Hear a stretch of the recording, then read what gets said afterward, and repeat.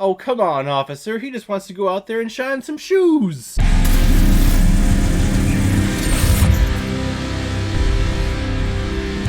Le Havre, or Le Havre. I'm pretty sure I'm getting both of those incorrect, but this movie was released in 2011 and is directed by Aki Kaurismäki, who has also directed such films like Crime and Punishment, I Hired a Contract Killer, Drifting Clouds, Lights in the Dusk, and The Other Side of Hope. And this film is starring André Wilms, Katie Ultunen, Jean-Pierre Darussen, and Blondin Miguel. It's a French film, and I'm really terrible at French, so I apologize. I'm trying to show the respect for the actors and the director and everyone involved in this film, but I know that's just sounded bad, so just go easy on me in the comments, please. I know it was rough, but, you know, just be polite about it. Just politely say, like, no, Caleb, that really sucked. You shouldn't do that, but at least thank you for trying. Could you at least say something like that? And the reason why we're talking about Le Havre today is because it was a PayPal recommendation and donation from one of my longtime subscribers and contributors on this channel. She is fantastic in every way.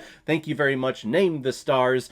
Thank you so much for this contribution and this recommendation. I love your recommendations because you usually recommend movies that I've never even heard of before and would never go out of my way to watch. And if any of you want to be like Name the Stars and help support me and contribute to this channel, you can make a PayPal donation by clicking on the PayPal link on my homepage of my YouTube channel. And however much you want to send my way, if you have a movie recommendation, you can attach that with it. Send it over to me, and then I'll watch your recommendation and give you a little shout out, just like what I did with Name the Stars. Marcel Marx is an elderly gentleman spending his days trying to shine people's shoes. And one day he encounters a young refugee trying to make his way over to London and is on the run from police who are trying to get him back to his original country. So now Marcel and everyone down his small, tiny, dilapidated looking street all pitch in to try to help hide this boy and get him over to London to his mother safely. And he's constantly on the run from a police investigator who is basically like, why don't you wear a sign at all points saying like, yeah, I'm a policeman, I'm an inspector, that's me. Black shirt, black tie, black blazer, black trench coat, black fedora, black shoes, black pants, probably a black mustache. I couldn't really tell the color, but he has a freaking mustache. Like, I really wanted this inspector to, at some point in this movie, just try to go and infiltrate the mob to try to bring him down and just look at, like, the Don of the mob, taking a first look at him going like, shoot this man. And you think he's a giant dick throughout this entire thing, but I'm not going to spoil what happens, but gosh, his character arc may surprise you. Name the Stars, I will say that this is probably one of the most difficult movies for me to find, actually, just for me to watch. I ended up renting it on some streaming service, but I always try to like find like a physical copy. So this one I had to buckle down and actually find it and rent it somewhere. Come to find out it has like Criterion collections. I'm like, what is this movie? I've never heard of this. And after watching it, I am asking myself, like, this movie has a Criterion collection? It's a very simple movie. It's a very personal, small-scale, intimate film, and it has a Criterion collection. Interesting. That's really where all the joy comes from this film, is in that simplicity.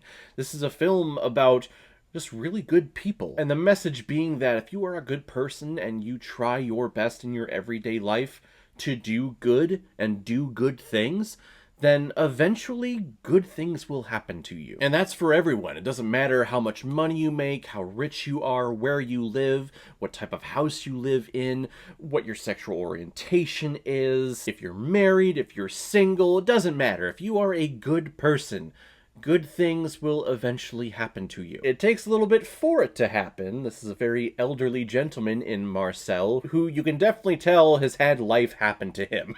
He used to be a writer, and that didn't work out for him, so now he spends the last several years of his life just trying to make a buck shining shoes. And the whole idea of shining shoes, I've never seen it personally. Maybe it still happens somewhere throughout the world, but I would assume that the shoe shining is kind of a dying business if you don't belong to like a chain or something. So to see him go around just struggling to find something, he shines someone's shoes at the beginning of the film and then that guy walks off and I guess he's capped by the mob or whatever, but he was like, well, at least he paid me, so moving on. And then to see him come home and all they have is just a baguette and maybe a small amount of wine or a small amount of liquor, and that's all that they have to survive. And then what's going on with his wife and the ailments that she is having.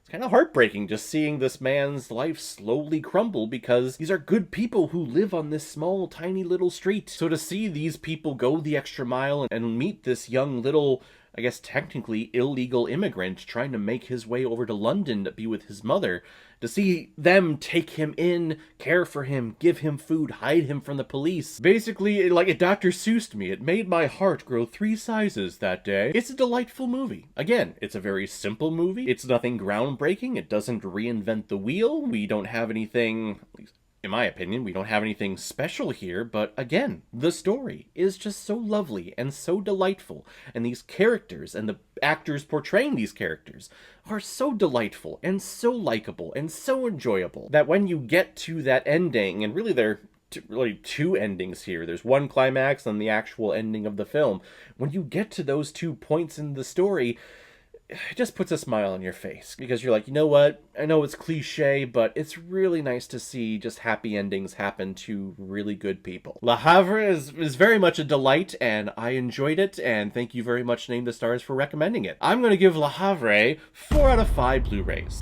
I like it a lot. So guys, if you've seen Le Havre, what did you think about it? Or if you've never seen it before and you stumbled across it because of this video, then comment below, let me know what you thought about it. And as always, if you like what you see here, if you like my take on movies, then hit the subscribe button and make sure you hit that bell. See you the next time I'm releasing my next movie review. So guys, I will see you next time on the channel, but in the meantime, be well, be good to each other, and go watch a movie.